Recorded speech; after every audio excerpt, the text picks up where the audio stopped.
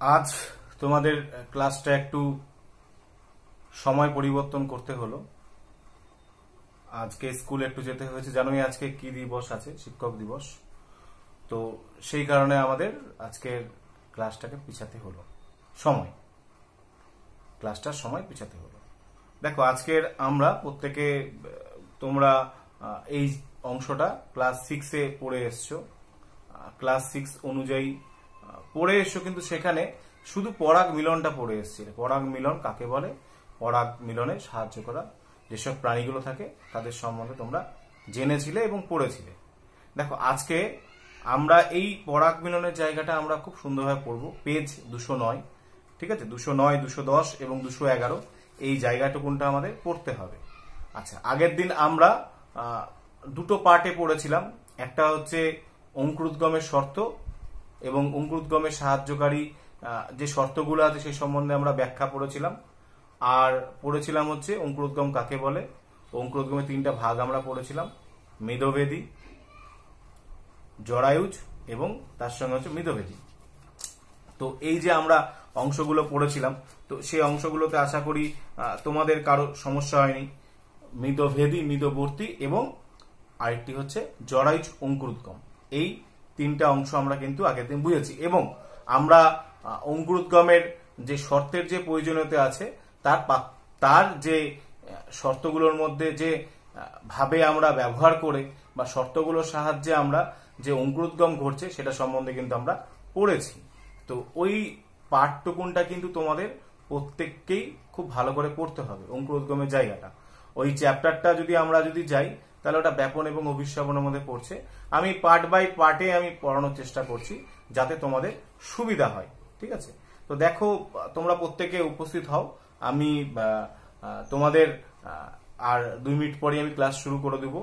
তো সেক্ষেত্রে তোমরা চেষ্টা করো প্রত্যেকে এই ক্লাসটাকে খুব ভালোভাবে মনোযোগ সহকারে শোনার জন্য। কারণটা হচ্ছে যে এই পরাগযোগটার উপর কিন্তু আমাদের এই পৃথিবীতে সমস্ত প্রাণীর নির্ভরশীলতা আছে। এই পরাগযোগ যদি না ঘটে তাহলে কিন্তু আমাদের এই পৃথিবীতে প্রাণীদের নির্ভরশীলতাটা অনেক কমবে। কারণ দেখো, আমরা আগেই এই চ্যাপ্টারের আগে একটা পার্ট আমরা পড়ে নিয়েছি, যেটা আমাদের পরে পড়া হতো। সেটা হচ্ছে পরিবেশের সংকট, উদ্ভিদ এবং পরিবেশের সংরক্ষণ। এই অংশটা আমরা খুব সহজে পড়ে ফেলেছি। এই অংশটার উপর আমাদের কিন্তু অনেকটাই নির্ভরশীল, কারণ এই পরিবেশের যে বিভিন্ন উপাদানের তার গঠনগত বৈচিত্র্য, সেই বৈচিত্র্য এবং কার্যগত প্রক্রিয়ার উপরই কিন্তু আমাদের এই পাঠটা কিন্তু আমাদের পড়তে হবে। এই পাঠ ছাড়া আমাদের সম্ভব না। তো ওই অংশটা খুব ভালো করে আশা করি তোমরা পড়ে ফেলেছো, এবং ওই অংশটা পড়ার পরে একটা তোমাদের নিজস্ব একটা ছক তৈরি করে নিতে হবে যে তোমরা কিভাবে সেই অংশগুলোকে মাথায় রাখবে এবং সেই অংশগুলোকে মাথায় রেখে কি করে সেটাকে তোমরা পরীক্ষার খাতাতে ইনপুট করবে, সেটাকে লিখবে। তো যাই হোক, সেটা আশা করি তোমরা প্রত্যেকেই পড়ে ফেলেছো। এবং ওই চ্যাপ্টারটি কিন্তু খুব সহজ এবং মনে রাখার দিক থেকে একটু কঠিন, কারণ বারবার করে পড়তে হবে। মুখস্থ বিদ্যা করে জীবন বিজ্ঞান জায়গাটা চলে না। তো প্রত্যেকে আমি বলবো মেমোরাইজ করো, তাহলেই তোমরা কি পড়েছো, কি মাথায় কতটুকুনটা রাখতে পেরেছো, সেটা করলেই কিন্তু অনেকটা লাভ হয়ে যাবে। এটা একটা পার্ট। এবার দেখো, এটা তো গেল। এছাড়াও আমরা যে নতুন চ্যাপ্টারে ঢুকবো সেক্ষেত্রে কিন্তু আমরা অলরেডি পড়ে ফেলেছি ফল সম্বন্ধে। সেখানে ফলের বিভিন্ন ফল সম্বন্ধে জেনেছি। সেখানে সেসব ফলগুলো কিন্তু তোমাদের তাদের বিজ্ঞানসম্মত নাম জানতে হবে। বিজ্ঞানসম্মত নাম যদি ভুল লেখো তাহলে কিন্তু নাম্বার কেটে যাবে। চেষ্টা করবে সবসময় বিজ্ঞানসম্মত নাম সঠিকভাবে লেখার এবং গণ প্রজাতিতে তোমার দাগ দেওয়ার। তো এই দাগটাও যদি না দাও তাতেও কিন্তু নাম্বার কেটে যাবে। যাই হোক, সেটা তোমরা জানো, তাও আমি বললাম, কারণ জানার পরও আমরা সেই জিনিসগুলো ভুল করে আসি। আর ছবির ক্ষেত্রে, আঁকার ক্ষেত্রে তো বলেই দিচ্ছি কোনগুলো আঁকবে, সেগুলো করে আমাদের কিন্তু রাখতে হবে। অনেকেই তোমরা ছবি পাঠাচ্ছ, তো সেই ছবির ক্ষেত্রে যদি আমি বলি, আমি ভুল বা ঠিক যাচ্ছি না। অনেকে ছবিটাকে একটু ভালো মতো আঁকছো না, ছবিটাকে একটু ভালো মতো আঁকতে হবে এবং পয়েন্টগুলোকে করতে হবে। এবং ছবি পাঠাতে গিয়ে দেখেছি যে অনেকেই রুল দিয়ে এঁকে পেন দিয়ে পয়েন্ট করছো, পেন দিয়ে পয়েন্ট করবে না। এবং ছবির নিচে কিসের যে তুমি ছবিটা এঁকেছো সেটাও তোমাকে কিন্তু দিতে হবে, সেটা কিন্তু অনেকেই দিচ্ছ না। সেটা যদি না দাও তাহলে কিন্তু কোনো লাভ নেই। তাহলে ছবির ক্ষেত্রে তো কোনো লাভ হচ্ছে না, ছবিটাই শুধু করছো, সেক্ষেত্রে নাম্বারটা কমে যাবে। চেষ্টা করবে সবসময় ছবির এক পাশে পয়েন্ট করার, এবং দ্বিতীয় কাজ যে ছবির যে তুমি যে জিনিসটা ছবি ড্র করছো বা আঁকছো সেই ছবিটা যেন তার সঠিকভাবে তার নামকরণটা হয়, যে তুমি কিসের ছবি এঁকেছো সেটা কিন্তু হচ্ছে না। তো সেটা না করলে অনেকটাই কিন্তু সমস্যার মধ্যে পড়বে। দেখো তার আগে আমি একটি জিনিস তোমাদেরকে আমি বলে দেওয়া উচিত, যে আমরা দেখো বিভিন্ন ধরনের ফল খাই, সেই সব ফলগুলো খাই, সেসব ফলের ভোজ্য অংশ মানে কোন অংশগুলো আমরা খাদ্যরূপে গ্রহণ করি সেটা আমাদের জানা দরকার। তো যেমন দেখো আমরা আমাদের সিলেবাস অনুযায়ী আমরা কি কি পেয়েছি, আমরা পেয়েছি আম পেয়েছি, মটর পেয়েছি, ভুট্টা পেয়েছি, এবং পেয়েছি হচ্ছে তোমার আমাদের যদি বলতে যাই যে বীজের মধ্যে থেকে আমরা পেয়েছি হচ্ছে আম, ভুট্টা, মটর, এবং আমরা বলতে পারি যে ছোলা। আমার একটা নাম মাথায় আসছিল না, ছোলা। তো এই যে এই অংশগুলো আছে এগুলো আমরা কি কোন জিনিসটাকে আমরা খাদ্যরূপে গ্রহণ করি। প্রথমেই যদি দেখো আম যদি যাই, আমের ক্ষেত্রে আমরা মধ্যস্থক খাদ্যরূপে গ্রহণ করি। তারপর লিচু, লিচু হচ্ছে রসালো এরিল। বেদানা রসালো বিস্তক। শশা, শশার আমরা মধ্যস্থক, অন্তস্তক, অমরা খাদ্যরূপে গ্রহণ করি। লেবু অন্তস্তক থেকে উৎপন্ন রসালো রোম অথবা অমরা, এটাকে আমরা খাদ্যরূপে গ্রহণ করি। দেখো চালতা, আমরা প্রকৃত ফল অপ্রকৃত ফলের সংজ্ঞার ক্ষেত্রে আমরা পেয়েছি, তো সেখানে আমরা বলতে পারি চালতার ক্ষেত্রে রসালো বৃতি। আমরা জাম যদি যাই, জামের হচ্ছে মধ্যস্থক। মটর এবং ছোলা, দেখো মটর এবং ছোলার ক্ষেত্রে যদি বলি বীজপত্র আমরা খাদ্যরূপে গ্রহণ করি। তারপরে আমরা আসছি কলা, কলার ক্ষেত্রে মধ্যস্থক, অন্তস্থক। নারকেল, নারকেল হচ্ছে শস্য, শস্য বানানটা যেন ঠিকঠাক হয়, শস্য বানানটা অনেকে ভুল করো, শস্য বানানটা এটা হবে, ঠিক আছে, শস্য বানানটা এটা হবে, শস্য বানানটা এটা মাথায় রাখবো। তারপরে আমরা আসছি যে নাশপাতি আপেল, দেখো নাশপাতি আপেল রসালো পুষ্পাক্ষ, রসালো পুষ্পাক্ষকে আমরা খাদ্যরূপে গ্রহণ করি। কাঁঠাল, কাঁঠালে যদি আমরা বলি, কাঁঠালে দেখো অনেকগুলো থাকে, তাহলে আমরা বলতে পারি মঞ্জুরিপত্র, পুষ্পাক্ষ এবং বীজ। ডুমুর, পুষ্পাক্ষ আমরা খাদ্যরূপে গ্রহণ করি। দেখো আর শেষে যদি আমরা বলি ধান, গম, ভুট্টা, এগুলোর হচ্ছে আমরা এই শস্য, তার সঙ্গে আমরা বলতে পারি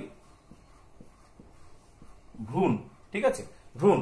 তো আমরা আবার আসছি, আমের ক্ষেত্রে মধ্যস্থক, লিচুর ক্ষেত্রে রসালো এরিল, বেদানার ক্ষেত্রে রসালো বিস্তক, শশার ক্ষেত্রে মধ্যস্থক, অন্তস্তক, অমরা।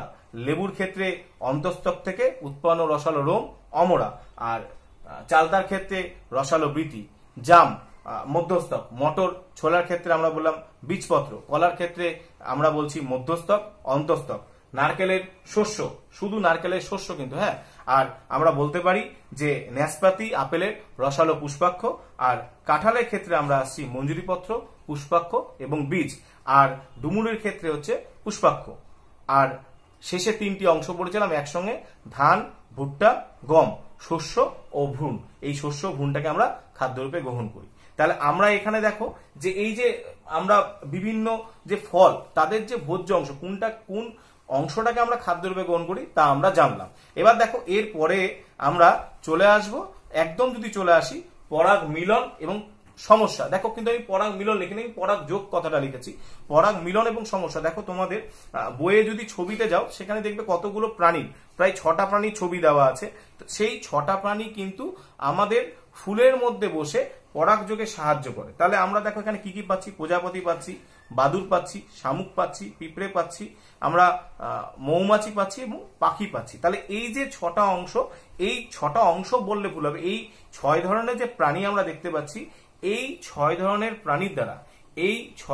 প্রাণীর দ্বারা আমরা পরাগ যোগ লক্ষ্য করতে পারি, অর্থাৎ পরাগ মিলনে সাহায্য করে। এই কটা প্রাণী পরাগ মিলনে সাহায্য করে।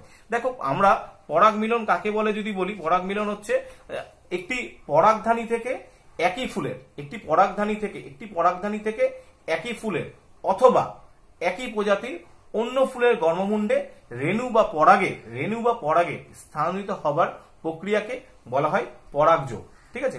আমি আবার বলছি পরাগযোগ হচ্ছে ইংলিশ হচ্ছে পলিনেশন। তো পলিনেশন কাকে বলছে? বলছে পরাগধানী থেকে দেখো কোনো একটা ফুল, তার তো পরাগধানী থাকে, সেই ফুলের পরাগধানী একই ফুল মানে একই রকমের গাছ কথা বলছে, একই ফুলের বা একই গাছের ফুলের অথবা একই প্রজাতির অন্য ফুলের, একই প্রজাতি মানে দেখো আমরা বিভিন্ন ধরনের গাছ পাই, তো তাদের মধ্যে কারো কারো ক্ষেত্রে একই প্রজাতি থাকে, কারো কারো ক্ষেত্রে আলাদা আলাদা প্রজাতি থাকে। তাহলে একই প্রজাতির অন্য ফুলের গর্ভমুণ্ডের রেণু বা পরাগের স্থানান্তরিত হওয়ার প্রক্রিয়াকে পরাগ যোগ বলছে। তাহলে পরাগ যোগ ক্ষেত্রে যে কোনো ক্ষেত্রে আমরা বলতে পারি, দেখো প্রজাপতি কি করে, কোনো একটা ফুলের মধ্যে গিয়ে বসে, তার প্রজাপতির যে ডানা থাকে এবং প্রজাপতির যে পা থাকে, সেই পা গুলো তো রোমশ প্রকৃতি, সেখানে গিয়ে অনেক সময় পরাগ লেগে যায়, সেই পরাগটা অন্য কোনো ফুলের গাছের মধ্যে গেল, সেখানে গিয়ে বসলো, তাহলে সেই ফুলে দুজনের সঙ্গে যখন মিশ্রণ ঘটলো তখন তাদের মধ্যে পরাগ যোগ ঘটলো, যেটাকে আমরা সোজা কথায় বলি পরাগ সংযোগ। এই পরাগ সংযোগটা দুই ভাগে বিভক্ত, একটা হচ্ছে স্বপরাগ যোগ সেলফ পলিনেশন, একটা হচ্ছে ইতর পরাগ যোগ ক্রস পলিনেশন। দেখো সেলফ পলিনেশন আমরা বাংলায় বলে দিচ্ছি স্বপরাগ যোগ, তার আগে দেখো কিছু অংশ আমাদের জানা দরকার। দেখো এখানে দেওয়া আছে যে তোমাদের বইয়ে দেখো দেওয়া আছে প্রজাপতি প্রাণীর নাম দেওয়া আছে, বলছে যে কিছু প্রাণী পরিচিত প্রাণী আছে যারা বিদ্যালয়ে যাওয়ার পথে বা বিদ্যালয়ের বাগানে বা অন্য কোনো পরিচিত বাগানে ওপরের প্রাণীগুলোর সঙ্গে কোন কোন ফুলের পরাগযোগ ঘটাতে সাহায্য করে। দেখো তোমাদের বই যেটুকুনটা আছে সেটাই আমি বলছি। প্রজাপতি উচ্ছে, কুমড়ো, বাদুর, কদম, কাঞ্চন, কলা, শামুক, কচু, ওল, পিঁপড়ে, লিচু, মৌমাছি, রাসনা, সর্ষে, নিম, ফলসি, তারপর আছে পাখি, বিগনিয়া, পলাশ, শিমুল। দেখো সব থেকে বেশি যদি আমরা এখানে যদি যাই, এই প্রত্যেকটা মাধ্যম দ্বারাই কিন্তু পরাগ সংযোগ ঘটে, এদের ছাড়া পরাগ সংযোগ কোনো মতেই সম্ভব নয়। দেখো তারপরে এই প্রাণীগুলো যে কাজ করতে পারে তার একটা এক্সাম্পল দিচ্ছে বা তার সম্বন্ধে বলেছে। কি বলছে? একটি ফুলের থেকে পরাগরেণু সেই ফুলের গর্ভমুণ্ডে স্থানান্তরিত হয়, একটি ফুলের থেকে পরাগরেণু সেই ফুলের তার মানে খোঁজা কথা হচ্ছে যে ফুলটি আছে সেই ফুলের যে কোনো একটা অংশের মধ্যে পড়ছে। দ্বিতীয় কি বলছে? একটি ফুলের থেকে পরাগরেণু সেই গাছের অন্য ফুলের গর্ভমুণ্ডে, তার মানে ওই গাছটাই অন্য একটা কোনো ফুল আছে, সেই ফুলের তার গর্ভমুণ্ডে স্থানান্তরিত হচ্ছে। তাহলে নেক্সট আরেকটি পয়েন্ট আছে কি, সেখানে বলছে একই ফুলের থেকে পরাগরেণু ওই ধরনের অন্য গাছের ফুলের গর্ভমুণ্ডে স্থানান্তরিত। তার মানে কি বলছে? যে একই ফুলের থেকে পরাগরেণু মানে ফুলটা কি থেকে বলছে অন্য ধরনের গাছের ফুলে, তার মানে আলাদা একটি গাছের কথা বল। তার মানে এই যে পরপর যে আমরা পয়েন্টগুলো পেলাম, এগুলো হচ্ছে পরাগ যোগের ক্ষেত্রে আমরা পয়েন্ট পেলাম এবং এগুলো আমাদের মাথায় রাখতে হবে। এটা যদি আমরা মাথায় না রাখি তাহলে আমাদের সংখ্যা, দেখো আমরা এখানে দুটো পার্ট বললাম, একটা হচ্ছে স্বপরাগ যোগ, একটা হচ্ছে ইতর পরাগ যোগ। এই যে দুটো আমরা পার্ট যে বললাম যে পরাগ যোগ এবং ইতর পরাগ যোগ, তার মানে এই দুটোর মাধ্যমে সেটা কিন্তু বুঝিয়ে দিচ্ছে। দেখো স্বপরাগ যোগ যদি বলি, কোন ফুলের পরাগরেণু যখন ওই ফুলে অথবা একই গাছের অন্য ফুলের গর্ভমুণ্ডে স্থানান্তরিত হচ্ছে অথবা পড়ছে, তখন তাকে আমরা বলছি সেলফ পলিনেশন বা স্বপরাগযোগ। দেখো আমি আবার বলছি, যখন কোনো ফুলের পরাগরেণু, দেখো কোনো একটা ফুল তার মধ্যে তো পরাগরেণু থাকে, সেই ফুলের পরাগরেণু সেই ফুলের ক্ষেত্রে বলতে পারে মানে ওই ফুলে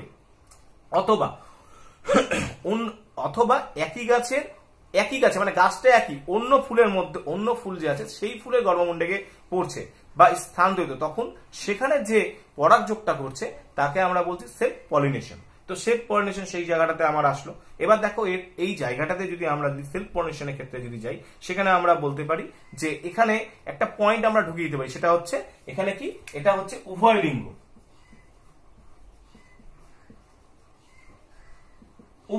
কেন উভয় লিঙ্গ কেন বলছে? কারণ উভয় লিঙ্গ বলতে গেলে সুবিধা হয়, ঠিক আছে? উভয় লিঙ্গ কারণ একই ফুলে পড়ছে অথবা অন্য কোনো গাছের ফুলে পড়ছে, তাই জন্য এখানে এটাকে উভয় লিঙ্গ বলছে। এবার দেখো এর ক্ষেত্রে উদাহরণ যদি আমরা যাই, উদাহরণের ক্ষেত্রে আমাদের খুব সহজে যদি আমরা উদাহরণে আসি, শিম, টমেটো, দোপাটি, সন্ধ্যামালতী, শিয়ালকাটা, রঙ্গন, ঠিক আছে, কানছিরা, এসব হচ্ছে স্বপরাগযোগের উদাহরণ। এগুলো হচ্ছে স্বপরাগযোগের উদাহরণ। দেখো এর পরের পার্টে যদি আমরা চলে আসি ইতর পরাগ, দেখো ইতর পরাগযোগে ইংলিশ বলছে ক্রস মানে হচ্ছে জিনিসটা মানে এরকম ক্রস যদি আমরা লক্ষ্য করি, তার মানে ক্রস মানে কাটার মতো কথাটা বলছে। তাহলে ক্রস মিনিংস যদি আমরা যাই, তাহলে আমরা বলবো যখন কোনো ফুলের পরাগরেণু একই প্রজাতির অন্য কোনো গাছের ফুলের গর্ভমুণ্ডে পড়ছে, অন্য কোনো গাছের ফুলের গর্ভমুণ্ডে পড়ছে, তার মানে আমরা বলছি ফুলের পরাগন যখন একই রকম অন্য উদ্ভিদ, মানে আলাদা উদ্ভিদের কথা বলছে, আলাদা উদ্ভিদের গর্ভমুণ্ডে পড়ছে অথবা স্থানান্তরিত হচ্ছে, তাকে আমাদের বলছে ক্রস পরাগযোগ, ওই ক্রস পলিনেশন বা ইতর পরাগযোগ। তাহলে ইতর পরাগযোগের ক্ষেত্রে আমরা পেলাম। তাহলে দেখো এখানে যদি আমরা উদাহরণ যদি যাই, উদাহরণ হচ্ছে তাল, কুমড়ো, পেঁপে, লাউ, এইসব জায়গায়। তো এখানে দেখো এই জায়গাটাতে সবসময় মাথায় রাখবা যে এখানে কিন্তু এটা যেমন উভয় লিঙ্গতেই শুধু ঘটছে, এখানে কিন্তু এখানে এটা উভয় লিঙ্গ হতেও পারে, এক লিঙ্গ হতে পারে। তাহলে আমাদের স্বপরাগযোগ উভয় লিঙ্গে ঘটে, ইতর পরাগযোগ উভয় লিঙ্গ এবং এক লিঙ্গ দুটো ফুলেই ঘটতে পারে। ঠিক আছে, এটা যাচ্ছে আমাদের ক্ষেত্রে। এবার দেখো এর ক্ষেত্রে যদি আমরা যদি যাই, এর ক্ষেত্রে আমি উদাহরণটা আমি লিখে দিচ্ছি, উদাহরণটা লিখে দিলে তোমাদের পক্ষে সেটা সুবিধাদায়ক হবে। আমরা খুব সহজে যদি আমরা উদাহরণগুলো যদি চলে যাই, উদাহরণে আমি বলে দিচ্ছি কি বললাম, শিম, টমেটো, শিম, টমেটো, দোপাটি গাছ। তারপরে আমরা বলতে পারি দোপাটি ছাড়াও আরো প্রচুর উদাহরণ আছে। আমি অপরাজিতা বলতে পারি, আমি শিয়াল কাটা বলতে পারি। হ্যাঁ, তাছাড়াও আমরা বলতে পারি জুই,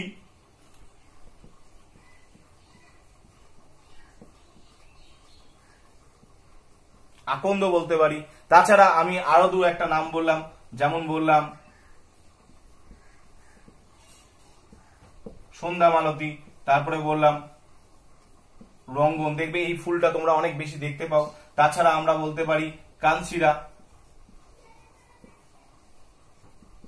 আরো প্রচুর প্রচুর উদাহরণ পাবা। দেখো আমি তো কয়েকটা উদাহরণ দিলাম, এরকম প্রচুর পাবা।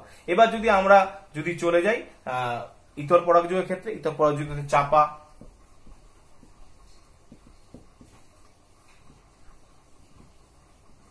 মুসান্ডা, এটাও দেখতে পাবা। ঠিক আছে, দেখবা এখানে এই যে সন্ধ্যা মালতি দিচ্ছি, দেখবো সন্ধ্যা মালতি অনেক সময় ইতর পরাগযোগে ধরে নেওয়া হয়। ঠিক আছে, ইতর পরাগযোগের ক্ষেত্রেও সেটাকে ধরে নেওয়া হয়। তো এটা অনেক সময় চেষ্টা করবা, দেখো ইতর পরাগযোগ বা স্বপরাগযোগের ক্ষেত্রে যে উদাহরণগুলো, সেগুলো চেষ্টা করবা, কোনো ব্যাপার না, এগুলো একটু মাথায় রাখার চেষ্টা করবা। তাছাড়া আমরা বলতে পারি তাল, তালের পর আমরা আসতে পারি খুব সহজে কুমড়ো, পেঁপে, লাউ, কুমড়ো, লাউ। তো এইসব গাছগুলো আমরা কিন্তু আসতে পারি। ঠিক আছে, এগুলো হচ্ছে আমাদের স্বপরাগযোগ ইতর পরাগযোগের ক্ষেত্রে উদাহরণ। দেখো এই যে আমরা এই জায়গাটা যে পড়লাম, এটা একটু মাথায় রাখলে তোমাদের খুব সহজেই হয়ে যাবে। ঠিক আছে, তো এটা একটু মাথায় রাখা তোমাদের পক্ষে খুব সহজ পদ্ধতি, যা যদি বলি তাহলে সেটা খুব সহজে তোমরা করে নিতে পারবা। তো এবার দেখো এর পরে উদাহরণগুলো তোমরা একটু নোট ডাউন করে নাও। আমার একটু বলতে বলতে পিপাসাও পেয়ে গেছে জলে। তো এর পরে এটার ক্ষেত্রে আমরা পড়বো, দুজনেরই পড়বো সুবিধা অসুবিধা। এই সুবিধা অসুবিধাটা কিন্তু আমাদের পড়তে হবে। সুবিধা অসুবিধা যদি আমরা না পড়ি তাহলে কিন্তু আমাদের হবে না। ঠিক আছে, তো এবং এদের প্রত্যেকটা যদি আমরা বৈশিষ্ট্য পড়ে নিই, কারণ স্বপরাগযোগ ইতর পরাগযোগে তাদের বৈশিষ্ট্যও পড়বে। তো সেক্ষেত্রে আমি যদি বৈশিষ্ট্যগুলোকে যদি একবার জেনে নিই, তাহলে আমার খুব সহজ হয়ে যাবে। আমি প্রথমে এদের বৈশিষ্ট্য বলবো, তারপরে এদের সুবিধা অসুবিধা বলবো। ঠিক আছে,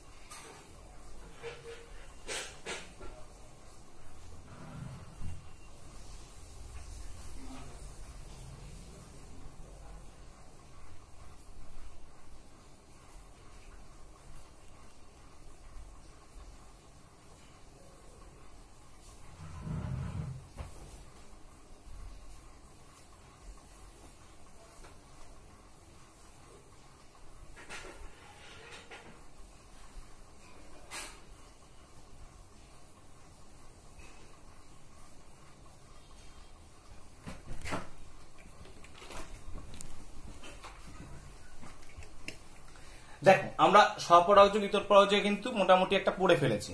এবার দেখো এরপরে আমাদের তোমাদের স্বপরাগযোগ ইতর পরাগযোগের ক্ষেত্রে স্বপরাগযোগের যদি বৈশিষ্ট্য আমাদের পড়তে হবে। খুব সুন্দরভাবে যদি আমরা এটাকে যদি মাথায় রাখার চেষ্টা করি তাহলে খুব সহজে বলতে পারবো। দেখো স্বপরাগযোগের ক্ষেত্রে আমরা প্রথমেই যদি বৈশিষ্ট্য যাই, দেখো এখানে আমরা বলছি কি যে একই সংজ্ঞাটা যদি মাথায় রাখতে যাই, একই প্রকার পরাগযোগ একই ফুলে হয়, তাই না তাকে আমরা কি বলছি? সহবাসী। আমরা কি বললাম? এটাকে বলছি সহবাসী। ঠিক আছে, সহবাসী বলছি। এবং সহবাসী বলার পরে আমরা খুব সহজে যদি চলে যাই, সহবাসী বললাম তো এটা গেল প্রথম বৈশিষ্ট্য। দ্বিতীয় বৈশিষ্ট্য আমরা বলতে পারি পরাগযোগে পরাগরেণুর অপচয় কম হয়। পরাগযোগে পরাগরেণুর অপচয় কম হয়। পরাগযোগ কেবলমাত্র উভলিঙ্গ বা উভয় লিঙ্গ ফুলে ঘটে থাকে। পরাগযোগে সৃষ্ট বীজের অঙ্কুরণ হার, অঙ্কুরণ মানে অঙ্কুরোদ্গমের যে কথাটা বলি, অঙ্কুরণ হার কম হয়। নতুন বৈশিষ্ট্যের উদ্ভব হয় না, ফলে নতুন প্রজাতি সৃষ্টি হওয়া সম্ভব নয়। তবে সঙ্গে এই কথাটাও বলতে পারি যে এই স্বপরাগযোগ অধিকতর নিশ্চিত প্রক্রিয়া। দেখো তাহলে আমরা যদি বৈশিষ্ট্যটাকে খুব সহজে যদি যাই, তাহলে স্বপরাগযোগ আমরা কি বললাম? সহবাসী। কেন বলছি? একই ফুলে ঘটছে। দ্বিতীয় বললাম যে এই পরাগযোগে মানে স্বপরাগযোগে পরাগরেণুর অপচয় কম হয়, হ্যাঁ, এবং অধিকতর নিশ্চিত প্রক্রিয়া। তারপর আমরা বলতে পারি এই পরাগযোগ বা স্বপরাগযোগ উভয়লিঙ্গের ফুলে ঘটে থাকে এবং পরাগযোগে সৃষ্ট বীজের অঙ্কুরণ হার অনেকটাই কম। এবং নেক্সট আমরা আসতে পারি যে এই যে পরাগযোগের ক্ষেত্রে আমরা স্বপরাগযোগের বৈশিষ্ট্য পড়লাম, এর অপোজিটটাই যদি আমি চলে যাই তাহলে সেক্ষেত্রে আমরা ইতর পরাগযোগের ক্ষেত্রে বলতে পারি। তাহলে আমি বলতে পারি ইতর পরাগযোগ দুটি ফুলে ঘটে, তাই এটাকে আমরা বলতে পারি খুব সহজে ভিন্নবাসী। এটাকে আমরা খুব সহজে বলতে পারি খুব সহজে ভিন্নবাসী। এবং এটি উভয় লিঙ্গ এবং এক লিঙ্গ, তার মানে আমি বলতে পারি যে এই পরাগযোগ উভয় লিঙ্গ এবং এক লিঙ্গ ফুলে ঘটে বা ফুলে হয়। নেক্সট আমরা বলতে পারি যে এই পরাগযোগের মানে পরাগরেণুর যে অপচয় সেটা অনেক বেশি হয়, বেশি দেখা যায়। তাছাড়া আমরা বলতে পারি বীজের অঙ্কুরণ হার অনেকটাই বেশি। তবে এই পয়েন্টে যে ভাইটাল একটা পয়েন্ট বলেছিলাম সেটা হচ্ছে নতুন বৈশিষ্ট্য উদ্ভব হচ্ছে না, তার ফলে নতুন প্রজাতি সৃষ্টি হচ্ছে না। এক্ষেত্রে আমরা বলতে পারি যে ভিন্নবাসী বা ইতর পরাজয়ের ক্ষেত্রে এর নতুন বৈশিষ্ট্যের উদ্ভব কিন্তু হবে, তাহলে এবং তার ফলে নতুন প্রজাতি কিন্তু সৃষ্টি হবে বা তৈরি হবে, নতুন প্রজাতি আমরা দেখতে পাবো, লক্ষ্য করতে পারবো, এটা আমরা বলতে পারি। এবার দেখো নেক্সট আমরা যদি আসি, এটা তো যাচ্ছি, এটা তো গেলাম একটা। এবার এখানে লাস্ট আমরা বলতে পারি যে ইতর পরাগযোগ কিন্তু অনিশ্চিত প্রক্রিয়া, কারণ এখানে এই ইতর পরাগযোগের ক্ষেত্রে কিছু পার্ট আমাদের জানতে হবে। সেটা হচ্ছে এই ইতর পরাগযোগ কিছু সংখ্যক কারো উপর নির্ভরশীল, সেই নির্ভরশীলতার জন্য কিন্তু ইতর পরাগযোগ ঘটে। সেটা আমরা বলতে পারি প্রাণীর দ্বারা ঘটতে পারে, বায়ুর দ্বারা ঘটতে পারে, তো বিভিন্ন ভাবে আমরা সেটা লক্ষ্য করতে পারি। তো দেখো এখানে আমরা স্বপরাগযোগ এবং ইতর পরাগযোগের আমরা সুবিধা অসুবিধা বলবো, মেরিটস ডিমেরিটস আমরা পড়বো, ঠিক আছে, মেরিটস ডিমেরিটস। তো সুবিধা অসুবিধা যদি আমরা যাই, স্বপরাগযোগের ক্ষেত্রে দেখো আমরা সুবিধা যাই, দেখো স্বপরাগযোগ সহজেই ঘটে এবং সফলতার পরিমাণ বেশি। আমরা নতুন যেটা বলতে পারি যে দ্বিতীয় পয়েন্টে বলতে পারি যে নতুন বৈশিষ্ট্য কোনোভাবেই উদ্ভব হয় না, তার মানে যে নতুন যে অপত্য উদ্ভিদ যে সৃষ্টি হচ্ছে সে আগের যে উদ্ভিদটি ছিল তার থেকে তো সৃষ্টি হয়েছে, তার ফলে আমরা বলতে পারি একই বৈশিষ্ট্য পুনরাবৃত্তি ঘটছে। তাহলে আমরা বলতে পারি যে নতুন অপত্য উদ্ভিদ একই বৈশিষ্ট্যের পুনরাবৃত্তি ঘটায়। নেক্সট আমরা পয়েন্ট বলতে পারি স্বপরাগযোগের ফলে উদ্ভিদের কোনো বাহকের উপর নির্ভর করে থাকতে হয় না, তাহলে বাহক নির্ভরশীল নয়। নেক্সট আমরা বলতে পারি স্বপরাগযোগের ফলে উৎপন্ন বীজ থেকে একই বৈশিষ্ট্য সম্পন্ন বীজ তথা উদ্ভিদ সংগ্রহ সহজসাধ্য হয়। দেখবে তুমি যদি কোনো একটা টবে যদি কোনো একটা গাছ লাগাও, সেই টবে গাছ লাগানোর পর যদি কোনো কারণবশত সেই টবটার মধ্যে তার বীজটা যদি অঙ্কুরোদ্গম ঘটে, তাহলে তার অঙ্কুরোদ্গমটা সেই বীজটা যখন মাটির সংস্পর্শে যাচ্ছে এবং তার সঙ্গে অঙ্কুরোদ্গমের যে শর্তগুলো সেগুলো যদি সঠিকভাবে পালন করে, তাহলে দেখবে একই বৈশিষ্ট্যপূর্ণ। তো স্বপরাগযোগের ক্ষেত্রে তো আমরা সেটা দেখতেই পাচ্ছি যে কি একই বৈশিষ্ট্যপূর্ণ উদ্ভিদ বৈশিষ্ট্যই গ্রহণ করে আসছে। তো সেক্ষেত্রে আমরা তো এটা একটা বৈশিষ্ট্য পেলামই স্বপরাগযোগের ক্ষেত্রে। এবার দেখো ইতর পরাগযোগের ক্ষেত্রে আমরা যদি এরও কিন্তু আমাদের সুবিধা এবং অসুবিধা পড়তে হবে। দেখো ইতর পরাগযোগের ক্ষেত্রে যদি আমরা সুবিধা যদি যাই, তো ইতর পরাগযোগের ক্ষেত্রে নতুন এবং উন্নত গুণ সম্পন্ন অপত্য উদ্ভিদের কিন্তু সৃষ্টি হয়, এবং সেখানে সৃষ্টি হয় বলতে গেলে সেখানে সৃষ্টি হওয়ার সম্ভাবনা প্রবল থাকে, লেখা যায়। তো এই যে ইতর পরাগযোগের ক্ষেত্রে আমরা যে বলছি, এবং আরেকটি আমরা বলতে পারি যে ইতর পরাগযোগের ফলে উদ্ভিদ শক্ত এবং বলতে পারি আমরা সবল প্রকৃতির হয়।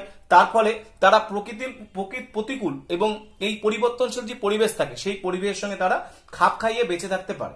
এবং নেক্সট আমরা বলতে পারি যে ক্রমাগত বিভিন্ন গুণের মিশ্রণ ঘটে, তার ফলে যে ইতর পরাগযোগের ফলে যে উদ্ভিদটি সৃষ্টি হয়েছে তার চারিত্রিক বৈশিষ্ট্য কিন্তু উন্নতি ঘটে। এবার এটা গেল হচ্ছে আমাদের ইতর পরাগযোগের ক্ষেত্রে সুবিধা। এর অসুবিধা যদি বলি, ইতর পরাগযোগে কিন্তু সম্পন্ন করতে সর্বদা বাহক দরকার পড়ে, বাহকের উপর নির্ভরশীল থাকতে হয়।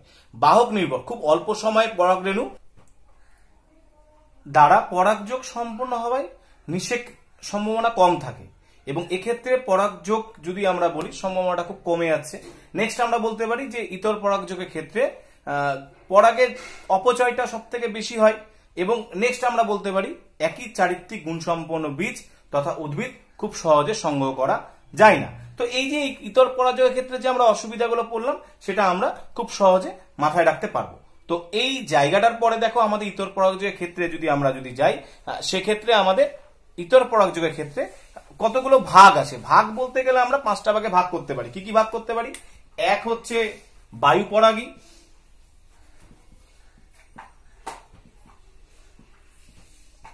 দুই আমরা আসতে পারি জল পরাগী,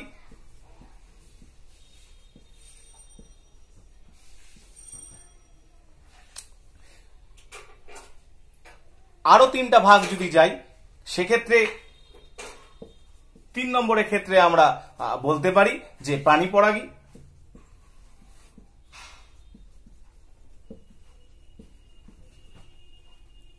4 নম্বরের ক্ষেত্রে আমরা বলতে পারি পতঙ্গ পরাগী,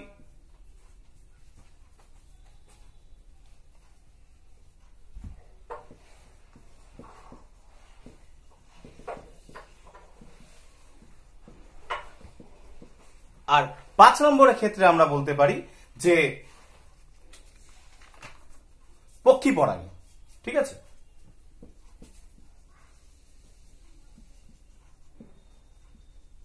মানে এগুলো হচ্ছে ইতর পরাগযোগের বাহক।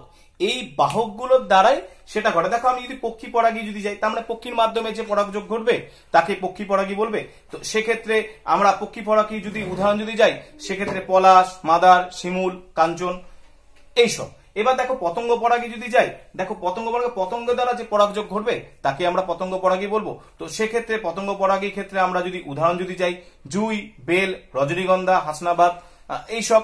তারপরে নেক্সট আসছি আমরা প্রাণী পরাগী। দেখো প্রাণী পরাগীর ক্ষেত্রে তো আমরা যদি খুব সহজে যেগুলো যে সকল পরাগযোগ প্রাণীর দ্বারা ঘটে থাকবে বা প্রাণীর মাধ্যমে ঘটবে তাকে আমরা বলবো প্রাণী পরাগী। তো এই প্রাণী পরাগীর ক্ষেত্রে আমরা যদি উদাহরণ যদি যাই, দেখো পতঙ্গ আর প্রাণী প্রায় কাছাকাছি, আলাদা উদাহরণ হবে না। জুই, বেল, রজনীগন্ধা, ঠিক আছে, এইসব, লিচু। তারপরে দেখো নেক্সট আমরা আসি যে জল পরাগী। দেখো জল পরাগী মানে হচ্ছে যে সকল ফুলের জলের মাধ্যমে পরাগযোগ ঘটবে তাকে আমরা জল পরাগী বলবো। তো সেক্ষেত্রে জল পরাগীর ক্ষেত্রে আমরা উদাহরণ যদি যাই, পাতা শ্যাওলা, পাতা ঝাঁঝি, পদ্ম, কচুরিপানা এসব। আর নেক্সট লাস্ট আসছি আমরা বায়ু পরাগী। বায়ু পরাগী মানে হচ্ছে বায়ুর দ্বারা, ধরো একটা উদ্ভিদ বায়ুর মাধ্যমে তার রেণুটা যখন বহন করে যখন নিয়ে যাচ্ছে এবং বহনে সাহায্য করছে এবং পরাগযোগ করছে তাকে আমরা বায়ু পরাগী বলছি। এই ক্ষেত্রে আমরা যদি উদাহরণ যদি যাই, তাহলে ধান, গম, ভুট্টা, নারকেল এইসব। দেখো এগুলোর বৈশিষ্ট্য যদি আমরা যদি যাই, বায়ু পরাগী ফুল সাধারণত বর্ণহীন হয় এবং ক্ষুদ্র আকৃতির হয় এবং মানে অনুজ্জ্বল, মানে উজ্জ্বল থাকে না, যেটা সহজে কোনো গন্ধ থাকবে না, ফুলে কোনো মকরন্দ থাকবে না, হালকা হবে, ক্ষুদ্র প্রকৃতির হবে। নেক্সট আমরা যদি জল পরাগী ক্ষেত্রে যাই, জলের ক্ষেত্রে বলছি তাহলে এটা ক্ষুদ্র হবে, হালকা হবে, অনুজ্জ্বল প্রকৃতির হবে। সাধারণত যদি তাদের জল পরাগী বলছি, দেখো পদ্মের ক্ষেত্রে যদি যাই সেখানে সাদা বা গন্ধহীন নেকটার যুক্ত থাকবে।